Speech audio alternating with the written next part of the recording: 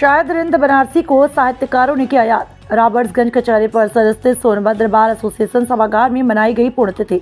शहीद स्थल प्रबंधन ट्रस्ट करारी सोनभद्र के तत्वाधान में हुआ आयोजन। शहीद स्थल प्रबंधन ट्रस्ट करारी सोनभद्र के तत्वाधान में 2 अगस्त से पुण्यतिथि पर शायर रिंद बनारसी को साहित्यकारों ने कचहरी परिसर सोनभद्र बार एसोसिएशन सभागार में आयोजन कर याद किया। कार्यक्रम की अध्यक्षता करते हुए वरिष्ठ साहित्यकार रामनाथ शिवेंद्र, संपादक असुविधा, पत्रकार गीतकार जगदीश पंथी, मुख्य अतिथि ने रिंद साहब के चित्र पर माल्यार्पण व समा रोशन कर विधिवत शुभारंभ किया। रिंद बनारसी के पुत्र शायर जुल्फिकार हैदर ने नम आंखों से पुष्प अर्पित किया और उनकी स्मृतियों को साझा करते हुए भावुक हो गए। दिवाकर द्विवेदी, मेघ, प्रभात सिंह चंदेल, राकेश शरण आदि लोग मौजूद रहे।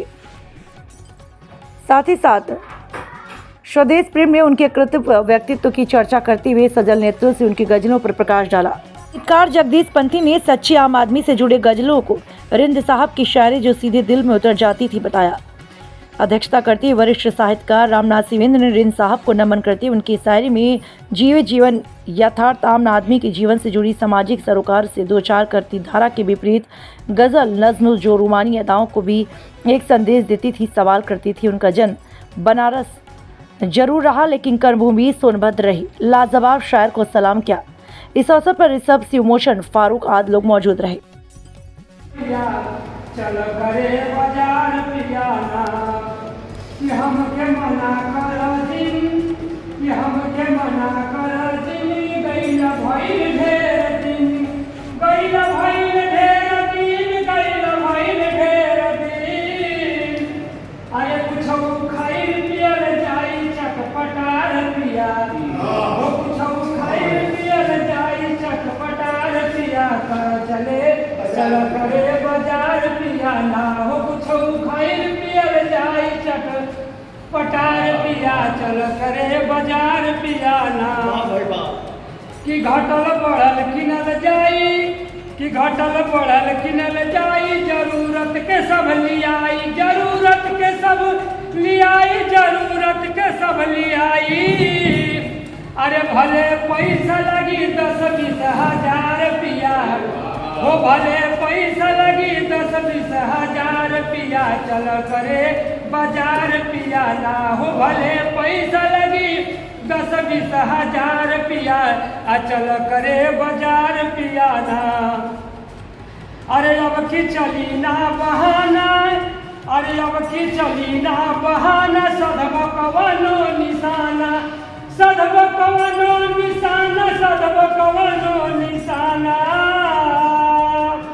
अरे लहंगा चूड़ी किनल जाई चमकदार पिया, हो लहंगा चूड़ी किनल जाई चमकदार पिया। चल करे बाजार पियाना, हो बाजार पियाना, हो बाजार पियाना, हो लहंगा चूड़ी किनल जाई चटकदार पिया। चल करे बाजार पियाना।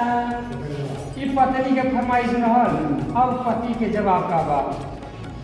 अरे तोहरा सजे धजे में हो जाई अनार धनी, अरे तोहरा सजे धजे में हो जाई अनार धनी, जईबू का बाजार धनी ना, हो तोहरा सजे धजे में हो जाई अनार धनी, जईबू का बाजार धनी ना। अरे वही भैलू ना तैयार, अरे वही भैलू ना तैयार, समय दुई पहाड़ के पार, समय दुई पहाड़ के पार, समय दुई पहाड़ के पार। अरे वही बैठल बारू खुले कपार धनी, जईबू का बाजार धनी ना, हो वही बैठल बारू खुले कपार धनी, जईबू का बाजार धनी ना। अरे झूठ देलू हमके दोस्त, कि झूठ देलू हमके दोस्त, तोहरा नहीं खे कौनो होश, तोहरा नहीं खे कौनो होश, तोहरा नहीं खे कौनो होश। अरे समय बीत जाई करे में सिंगार धनी, जईबू का बाजार धनी ना, हो समय बीत जाई करे में सिंगार धनी, जईबू का बाजार धनी ना। अंतिम बंद। अरे घूमतारुए ने मोने, अरे घूमतारुए ने मोने, फोन पे बात छने छाने, फोन पे बात छने छाने, फोन पे बात छने छने छने अरे दयानंद कहे चली है अगली बार धनी अरे दयानंद कहे चली है अगली बार धनी जयबू का बाजार धनी ना होया जो छुट्टी के दिन होया तवार पिया चल करे बाजार पिया ना हो तोहरा सजे ढगे में हो जाई अनहार धनी अजयबू का बाजार धनी